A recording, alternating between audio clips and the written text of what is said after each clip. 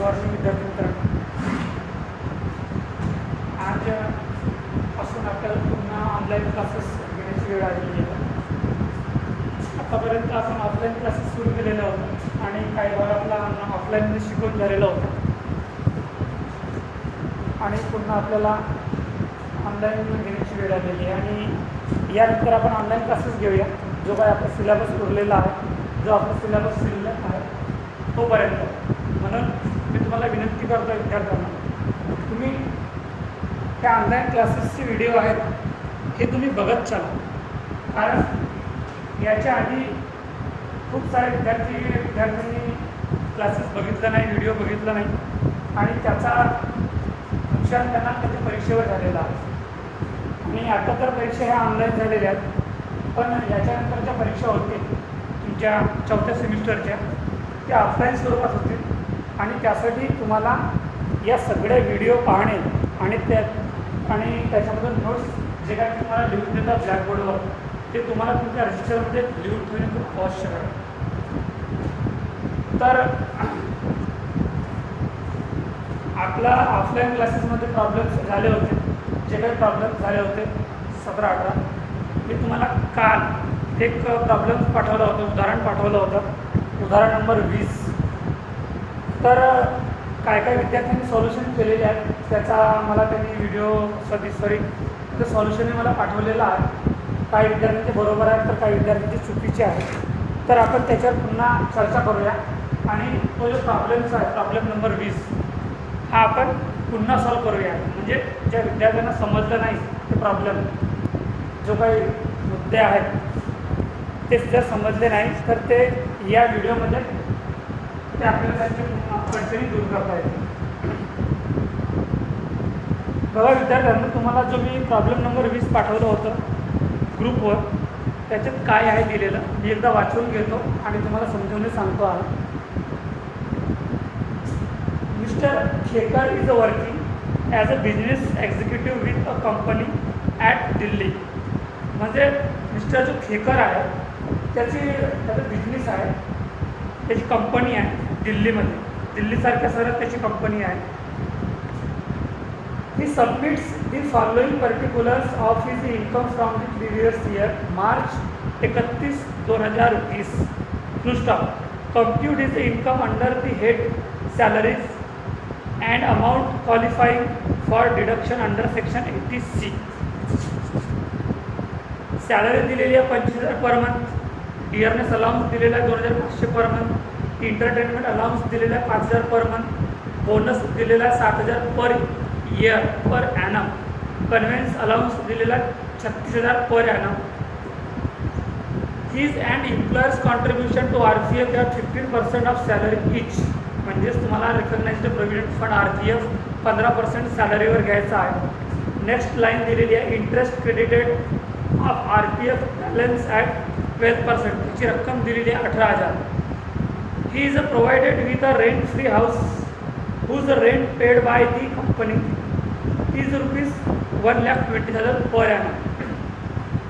त्याला house rent म्हणजे house त्याला राहण्यासाठी दिलेला आहे कंपनीकडून, त्याचा रेंट कंपनी पेड करत आहे 1,20,000 पर ॲनम. प्रतिवर्ष कंपनी त्याचा रेंट पेड करत आहे 1,20,000 वर्षाचा त्याचा रेंट पेड करत आहे कंपनी पेड करत आहे. Cost of furnishing ₹1,00,000. त्याच्यात जो फर्निचर दिलेला आहे त्याची कास्ट 1,00,000 दिलेली आहे. फुल stop. Rate of air conditioner for 5 month ₹1,000 per month. त्याला जो काही एअर कंडिशनरच्या सुविधा दिलेल्या आहेत त्या फक्त 5 महिन्याकरिता दिलेल्या आहेत आणि त्या 5 महिन्याचा रेट दिलेला आहे ₹1,000 per month. Next paragraph. He owns a car of 1.8 litre capacity. म्हणजेच 1.8 लिटर कॅपॅसिटी कार म्हणजे बिग कार. त्याला कंपनीकडून मोठी कार देण्यात आलेली आहे. Which he uses both for personal and employment purpose and claims to have spend whole of conveyance allowance. आणि त्याला जी काही कार दिलेली आहे 1.8 लिटर कॅपॅसिटीची कंपनीकडून, तर त्याला दोन्ही कामासाठी ती कार दिलेली आहे. ऑफिशियल कामासाठी आणि त्याच्या पर्सनल कामासाठी सुद्धा दिलेली आहे. ती assessing officer has aggregate that 35% of the time car is used for personal purpose. He is provided with the services a gardener, sweeper and watchman whose salary at rupees 500 per month each is paid by the employer. Employer स्वतः paid करत आहे, त्याला gardener दिलेला आहे, sweeper दिलेला आणि watchman दिलेला, असे 3 एम्प्लॉयर त्याला दिलेले आहेत त्या हाऊस रेंटमध्ये. त्याची साफसफाई करण्यासाठी, गार्डनची साफसफाई करण्यासाठी आणि वॉचमॅनची. त्याची सॅलरी आहे 500 रुपये पर मंथ आणि तो एम्प्लॉयर स्वतः पेड करत आहे त्याची सॅलरी, म्हणजेच कोणाची, गार्डनरची, स्वीपरची आणि वॉचमॅनची. Next paragraph, during the year 2017 he has received 2 month basic salary as advance salary which was included in last year income. त्याला जी सॅलरी मिळालेली आहे कंपनीकडून त्याला 2 महिन्याची ॲडव्हान्स सॅलरी मिळालेली आहे. He deposited rupees 30,000 in EPF public provident fund त्याला deposit केलेला आहे 30,000चं. AC and invested rupees 10,000 in notified under section 80C infrastructure unit of UTR. During the year he paid rupees 2,500 as professional tax. Professional tax त्याचा आहे 2,500 रुपये. तर बघा विद्यार्थ्यांना, मी तुम्हाला उदाहरण वाचून सांगितलेलं आहे आणि काय काय पॉईंट्स जे डिफिकल्ट होते ते तुम्हाला मी समजावून सांगितलं आहे. आता आपण त्याच्यावर सॉल्युशन करूया एक एक पॉईंट्स, कारण काही उदाहरण सॉरी काही विद्यार्थ्यांनी उदाहरण तर सॉल्व केलेलं आहे, पण काही विद्यार्थ्यांना अडचणी आले आणि काही विद्यार्थ्यांना काही पॉईंट्स समजलेले नाही आहेत. तर ते काही पॉईंट्स समजलेले नाही आहेत तर ते आपण सर्वच पॉईंट कॅल्क्युलेशन करूया. तुम्हाला ऑफलाईन क्लासमध्ये मी सगळं मॅटर सांगितलेलं आहे, कशाप्रकारे आपल्याला त्याची फॉर्मॅटिंग तयार करायची आहे, काय लिहायचं आहे, त्याला काय विचारलेलं आहे ते सगळे.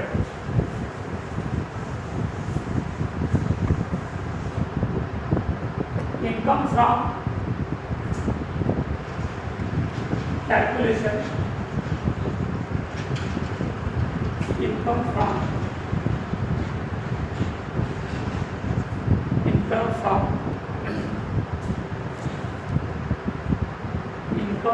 सॅलरी. आपल्याला असेसमेंट इयर आणि प्रिव्हियस इयर. असेसमेंट इयर आपला चालू वर्ष आहे आणि प्रिव्हियस इयर म्हणजे आपलं मागच्या वर्ष आहे. मिस्टर कोण आहे याच्यात, कोणाच्या आपण इन्कम फ्रॉम सॅलरी काढत आहोत, मिस्टर खेकर.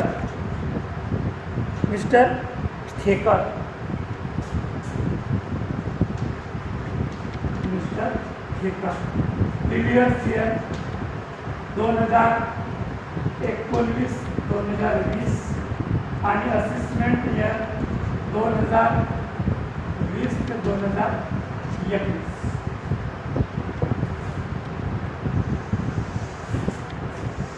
आखणी कशा प्रकारे करायची आहे याच्या आधी मी तुम्हाला चांगल्या प्रकारे सांगितलेलं आहे ज्यावेळी आपले ऑफलाईन सुरू होते आणि पुन्हा आता कोरोनाचा प्रादुर्भाव वाढत असल्यामुळे पुन्हा आपले क्लासेस ऑनलाईन झालेले आहेत. तरी चिंता करायची तुम्हाला काही हे नाही आहे, गरज नाही आहे. आपण सगळे प्रॉब्लेम्स सॉल्व करूया. तुम्ही फक्त व्हिडिओ बघा. Particular rupees and rupees, point two point आपण एक एक पॉईंट कॅल्क्युलेशन करूया. पहिलं पॉईंट आहे बेसिक पे.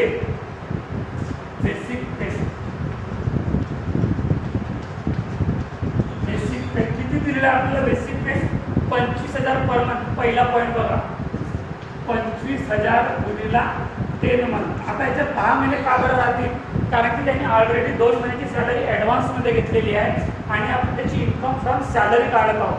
तर याच्यात 10 महिन्याची सॅलरी कॅल्क्युलेशन होणार त्याची 25,000 गुणिला 10 म्हणजेच 2,50,000. नंतर डिअरनेस अलाउन्स, महंगाई भत्ता. डिअरनेस अलाउन्स किती दिलेला आहे? 2,500 पर मंथ. 2500 पर मंथ गुणिला 12 महिने किती होईल कॅल्क्युलेशन 2500 गुणिला 12 2500 गुणिला 12 30,000 नंतर एंटरटेनमेंट अलाउन्स मनोरंजन भत्ता एंटरटेनमेंट अलाउन्स म्हणजेच मनोरंजन भत्ता किती दिलेला आहे 5,000 पर मंथ 5,000 गुणिला 12 महिने किती होतील 60,000 नंतर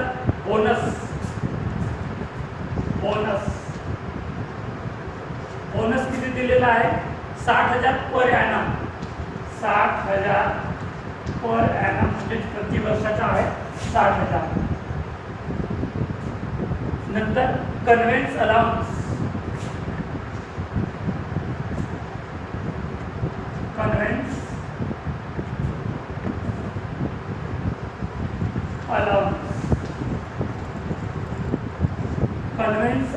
आहे 36,000 पर ॲनम 36,000 पर ॲनम म्हणजेच वर्षाचे आहे 36,000 नंतर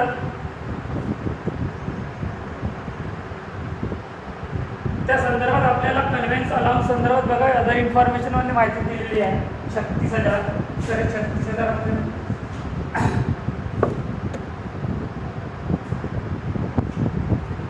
पॅराग्राफ 2 मध्ये बघा पॅराग्राफ 2 मध्ये दिलेला आहे line number 3 the assessing officer is aggregate that 35% of the time car is used for personal purpose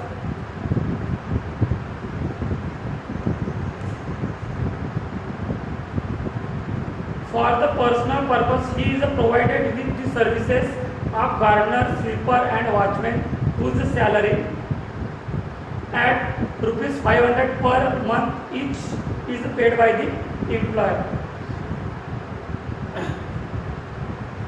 दुसऱ्या पॅराग्राफमध्ये बघा दिलेला आहे he owns a car of 1.8 litre capacity म्हणजे ही कार दिलेली आहे कंपनीकडून त्या कर्मचाऱ्याला which is a uses both for personal and employment personnel and claims to have spent whole of conveyance allowance दिलेला आहे the assessing officer has aggregate that 35% of the time car म्हणजे आपल्याला 35% कन्व्हेन्स अलाउन्स वर काय दिलेला आहे deduct दिलेला आहे म्हणजे 36,000 कन्व्हेन्स अलाउन्स आहे 36,000 तर 36,000 गुणिला 35% भागिला 100 किती होईल 36,000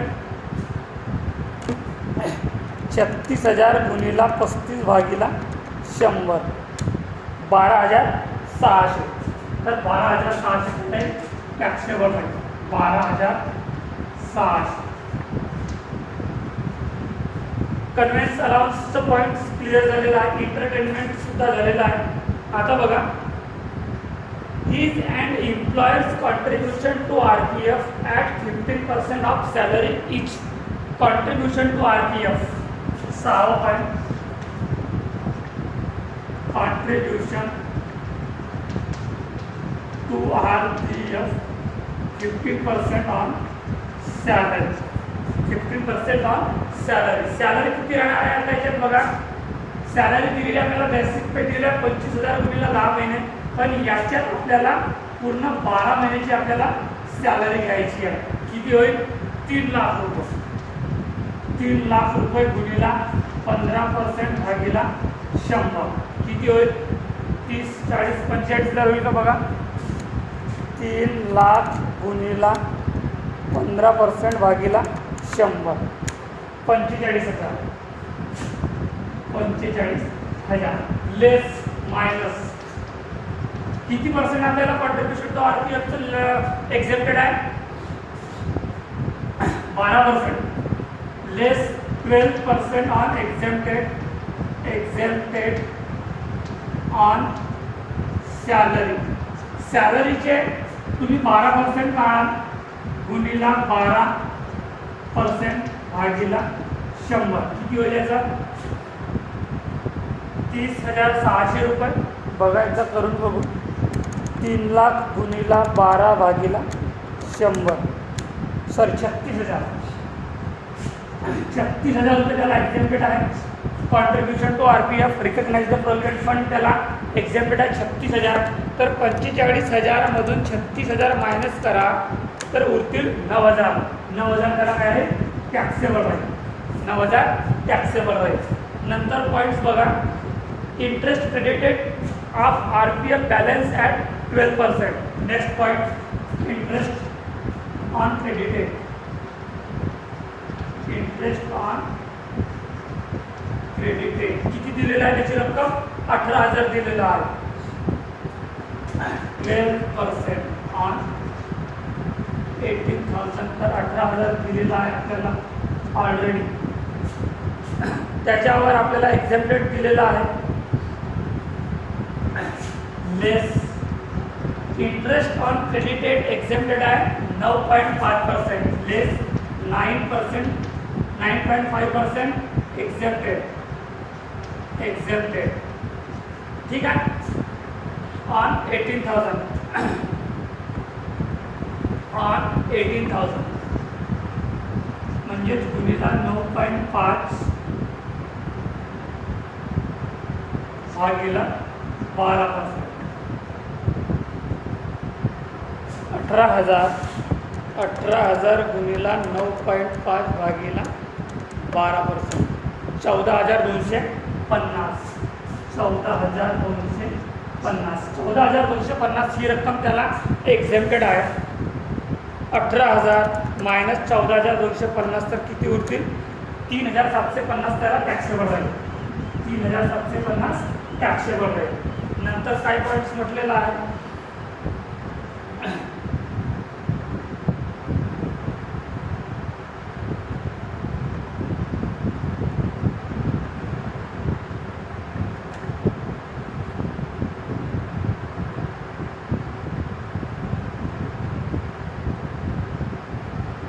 आपण हाऊस रेंट अलाउन्सचं पॉईंट सेफ्टी कॅल्क्युलेशन करतोय. तुम्हाला मी याच्या आधी सांगितलेलं, कारण आपल्याला हाऊस रेंट कॅल्क्युलेशन करत असताना आपल्याला खूप साऱ्या गोष्टी विचार घ्याव्या लागतात.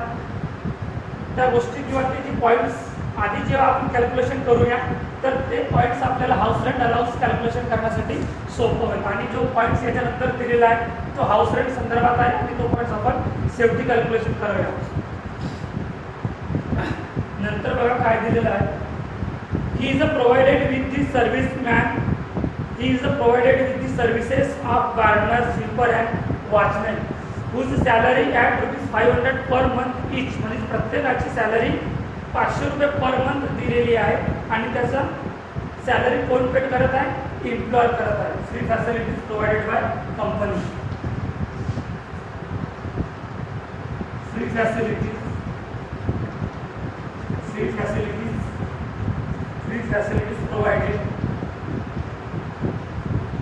provided by company. काय काय दिलेलं आहे,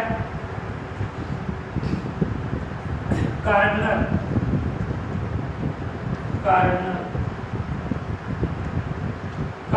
दिलेला आहे 500 गुणिला 12 महिने.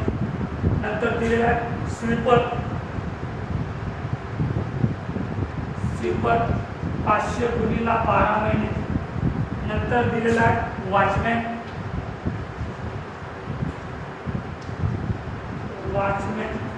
500 गुणिला 12 महिने. किती होईल, 500 500 5,000 आणि 6,000.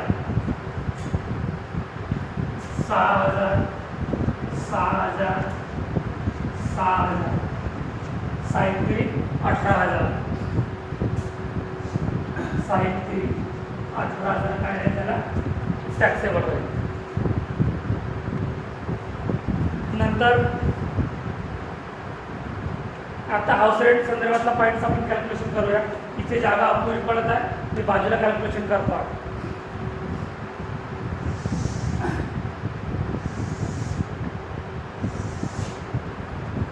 Point number 9, valuation of house rent.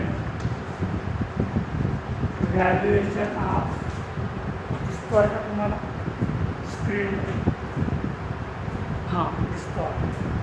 Valuation of house rent. Valuation of house rent. काय दिलेलं आपल्याला हाऊस रेंट संदर्भात? House is provided with the rent free house whose rent paid by the company is ₹1,20,000 per annum. नंतर cost of furniture 10% दिलेलं आहे cost of फर्निचरचं. तर आपल्याला valuation अशा प्रकारे करावं लागेल, कारण आपल्याला या उदाहरणात दिल्ली या शहरात त्या कर्मचाऱ्याचा बिझनेस आहे, त्याची कंपनी आहे. दिल्लीसारख्या शहरात म्हणजे मुंबई, दिल्ली, कलकत्ता आणि चेन्नई या 4 शहरात जर तो कर्मचारी काम करत असेल किंवा त्याची कंपनी असेल तर आपल्याला त्याच्या सॅलरीच्या 15% रक्कम घ्यायची आहे. ठीक आहे. तर 15% ऑन सॅलरी. जर तो इतरत्र शहरात काम करत असेल तर त्याच्या सॅलरीची आपल्याला 10% रक्कम टॅक्सेबल घ्यायची आहे. पण जर आपल्याला उदाहरणार्थ लोकसंख्या मेन्शन केलेली असेल अबाउट 25 लाख पॉप्युलेशन तर आपल्याला 15% रक्कम टॅक्सेबल घ्यावं लागेल. पण हे 4 शहर निश्चित केलेले आहेत, मुंबई, दिल्ली, कलकत्ता आणि चेन्नई. या शहराची लोकसंख्या ऑलरेडी 25 लाख अबाव आहे आणि म्हणून आपल्याला सॅलरीच्या 15% रक्कम घ्यायची आहे.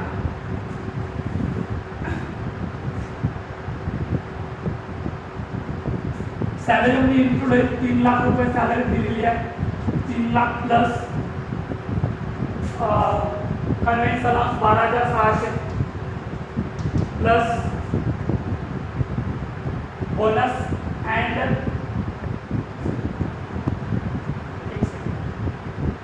Allowance, entertainment allowance and conveyance allowance. Entertainment allowance आहे 60,000 प्लस बोनस दिलेला आहे 60,000. याच्यावर आपल्याला 15% रक्कम घ्यायची आहे. किती होईल? 4,20,000, 4,20,000, 20, 30, 32,600, 4,20,600 होईल का? 3 लाख प्लस 12,600 प्लस 1,20,000, 4,32,600, 4,32,600 चे 15% द्या. किती होईल? गुणिला 15% भागीला 100, 64,890. 64,890 पेड करत आहे का काही? हा, रेंट पेड करत आहे तो 1,20,000.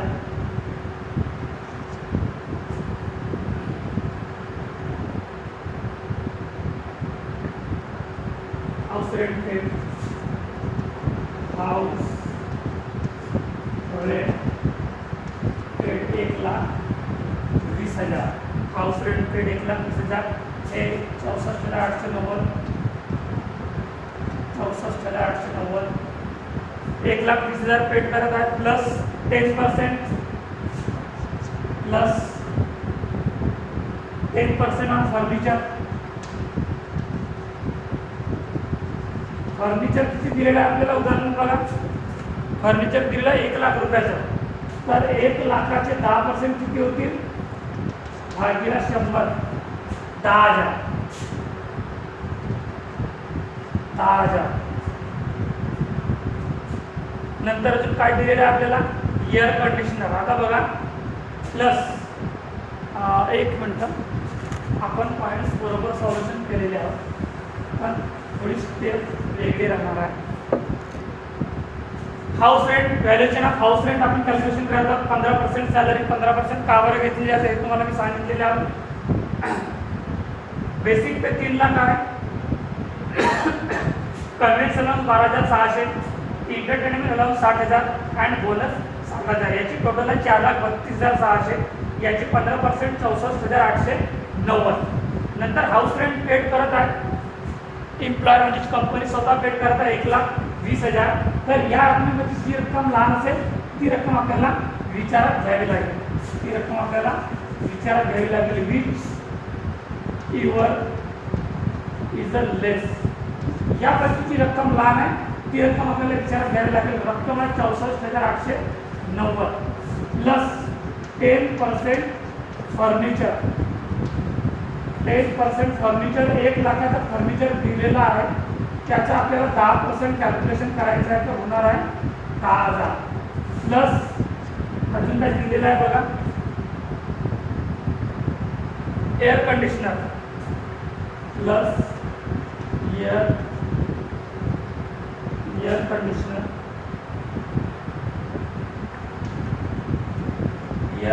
किती दिलेलं आहे आपल्याला 1,000 रुपये पर मंथच्या हिशोबाने 5 महिने दिलेले आहे, म्हणजे 1,000 गुणिले 5 महिने तर 5,000, याची टोटल 69,890, 10,000 19,890, 19,890. याच्यानंतर काय पॉईंट दिलेला आहे, डिपॉझिट दिलेला आहे, तर तो अंडर सेक्शन मधून मायनस होईल. नंतर डिपॉझिटची रसीद दिलेली आहे, इन्व्हेस्टमेंटची रसीद दिलेली आहे, प्रोफेशनल टॅक्स दिलेला आहे. हे सगळे आता आपले प्रोफेशनल टॅक्स वगैरे जो दिलेला आहे तो अंडर सेक्शन 80 मधून मायनस होईल आणि काही 16 मधून मायनस होईल. आता याची कारण तुम्ही पोचाल, याची टोटल किती येईल, 2,50,000 प्लस 30,000 प्लस 60,000 प्लस 60,000, 12,600, 9,000, 3,750, 18,000, 79,890. टोटल आहे 5,23,240, 5,23,240. हा काय राहणार आहे, ग्रॉस सॅलरी मायनस लेस डिडक्शन अंडर सेक्शन 16. आता आपल्याला डिडक्शन म्हणजे मायनस करावं लागेल, जो अंडर सेक्शन 16C मध्ये जे काय काय आहे त्याच्यातील मुद्दे मायनस होतील. तर याच्यात मुद्दा मायनस होईल प्रोफेशनल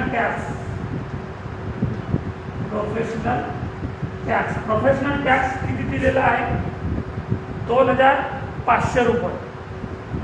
प्रोफेशनल टॅक्स 2,500, याच्यामधून मायनस करा 5,23,240 मधून 2,500, तर उरतील 5,20,740, 5,20,740, 5,20,740.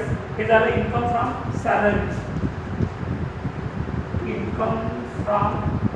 सॅलरी. त्याच्यामधून पुन्हा मायनस होईल less deduction under section 80C, under section 80C मधून काय काय मायनस होईल, ऑन कॉन्ट्रीब्युशन टू RPF ची रक्कम आहे. पहिलं point on contribution, OWN on contribution to RPF, on contribution to RPF ची रक्कम आहे 45,000. नंतर डिपॉझिट केलेला आहे 30,000 रुपये. डिपॉझिट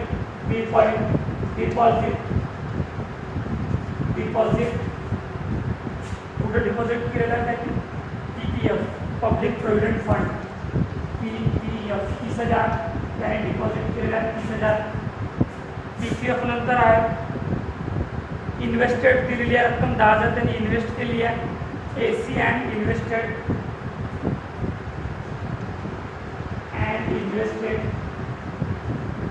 किती आहे, इन्व्हेस्टेड केलेली रक्कम 10,000.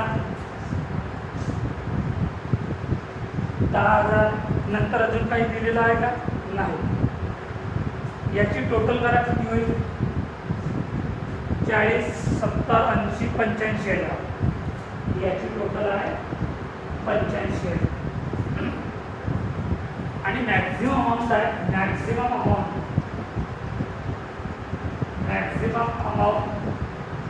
1,50,000 हे फिक्स आहे. 1,50,000 हे मॅक्झिमम अमाऊंट फिक्स आहे. तर अशा प्रकारे तुमचा हा कॅल्क्युलेशन घ्यायला आहे, जो मी काल तुम्हाला उदाहरण पाठवलं होता 20 नंबरच्या. तर काही काही विद्यार्थ्यांनी परफेक्ट सॉल्व केलेलं आहे, पण काही काही विद्यार्थ्यांनी सॉल्व केलेलं नाही आहे आणि काही काही विद्यार्थ्यांचं चुकीचं आहे. तर थोडं कन्फ्युजन होतं त्यांच्या की सॅलरी, महत्त्वाचा पॉईंट त्यांची सॅलरीचा होता की सॅलरी नेमकी किती घ्यायची. काही विद्यार्थ्यांनी सॅलरी बरोबर घेतली आहे, पण ज्या प्रकारे आपण सॅलरीवर जे काही पर्सेंटेज काढतो आहे त्याच्यात मात्र काही काही विद्यार्थ्यांनी चुका केल्या होत्या. तर सॅलरी आपल्याला अशा प्रकारे कॅल्क्युलेशन करायची आहे आणि ह्या उदाहरण इथे संपलेलं आहे. ज्या काही अडचणी होत्या मी तुम्हाला ग्रुपवर सांगितलेल्या आहेत की आपण का बरं सॅलरी तिथं 2,50,000 घेतलो आणि इथे 3 लाख घेतला. ठीक आहे. तर विद्यार्थ्यांना तुम्ही हा व्हिडिओ बघा आणि याच्यानंतरचे प्रत्येक व्हिडिओ बघा, कारण तुम्हाला येणाऱ्या परीक्षेमध्ये याचा खूप उपयोग होणार आहे आणि खूप आवश्यक आहे. तर आपला इथे हा उदाहरण संपलेला आहे. बाकी जो उदाहरण नव्यानं आहे तो आपण दुसऱ्या क्लासेसला घेऊ, दुसऱ्या व्हिडिओमध्ये घेऊ. धन्यवाद.